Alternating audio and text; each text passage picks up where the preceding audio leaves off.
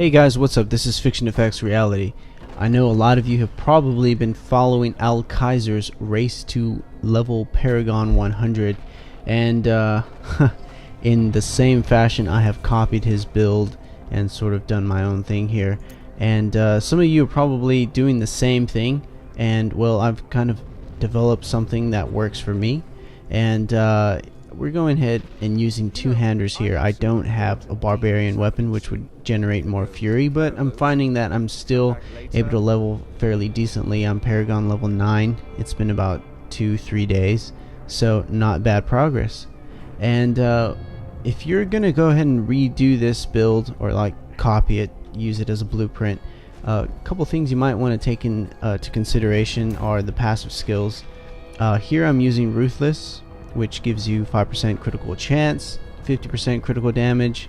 Superstition, I like to use that because anytime I'm deal non-physical damage, which is elemental, reduces all that damage by 20%, plus I gain additional 3 fury, because I find that Wrath Berserker, if I use it correctly, use the correct mechanics, get the whirlwind going, get all the run like the wind tornadoes working and doing the crits as they should, I find that I can use Wrath of the Berserker effectively until the next cooldown, which is 2 minutes, and then finally Weapon Master, which is probably one of the most important passives here.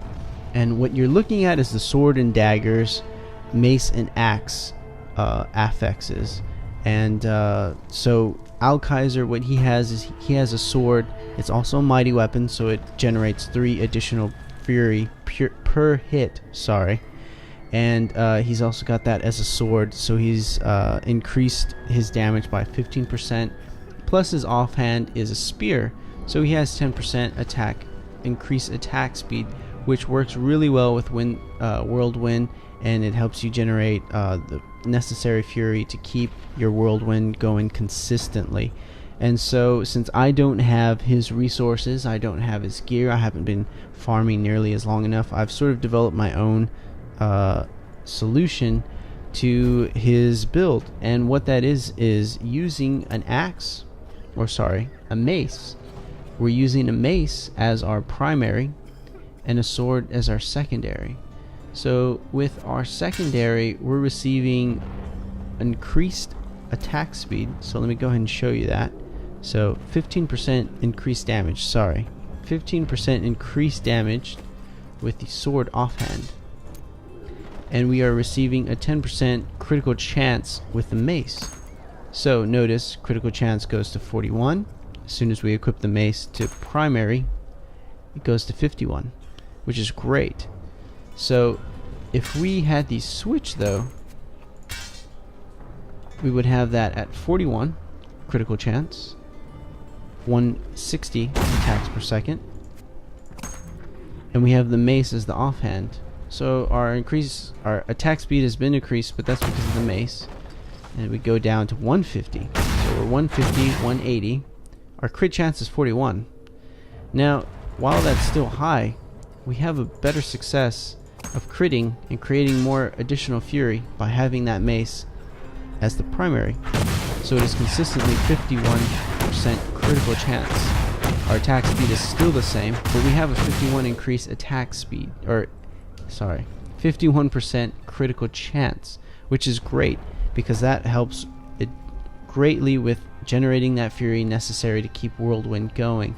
So if you're trying to build Alkaizer's setup from scratch like I have, what you want to do is maybe start off with a mace, get some crit damage on there, get some hit, add to life, strength, and a socket. Go ahead and socket that with dexterity. Same thing with the sword, hits to life. Now that's where primarily all of my hit to life is coming from, and I have a total of 1100, which keeps me alive fairly consistently.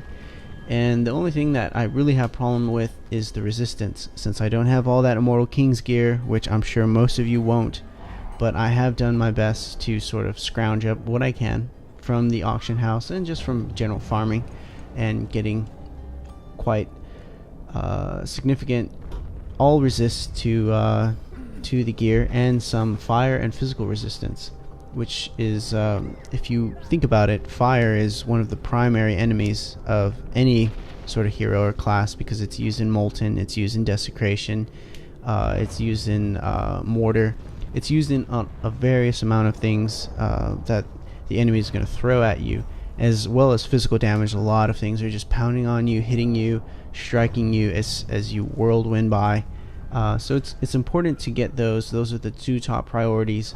So if you can get an all resistance plus a physical or fire resistance, that'll be great. And it's also good if you're keeping track of that and you're balancing both the fire and the physical. So I haven't quite done that. As you can see, I have 611 on the fire and 472 on the physical. I'm still currently working on getting some physical resistance on the gear, but you know, as it is, it's fine. And since going back to the resistance, since I don't have all that resistance as Alkaizer, I have instead replaced Rend with Warcry, and I use Impunity for the resistance boost on that, and that greatly boosts the resistance of fire. So it's 75% resistance from level 60 enemies, level 70% reduction, on the physical from level 60, which is great.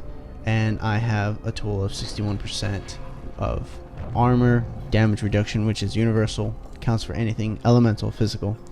So again, if you're trying to build an Alkaizer Barbarian Whirlwind from scratch, I recommend getting rid of Rend if you don't have the resistance gear, using Warcry with Impunity, using a mace to get that 10% crit chance. Crit is extremely important. And then using either a sword or a dagger. Sword will give you the increased damage, and the dagger will give you the same thing. Daggers are also much quicker than swords, so if you can find a dagger that has, you know, hits alive, strength, crit damage, or an open socket to put crit damage, go ahead and buy that on the auction house. I hope this has been very useful for you. I know it's not concise, I know it's a lot of information to take in, but if you do have any questions, please leave them in the comment box. If you like what you're hearing, like what you're seeing, go ahead and subscribe. And this has been Fiction FX Reality. Peace.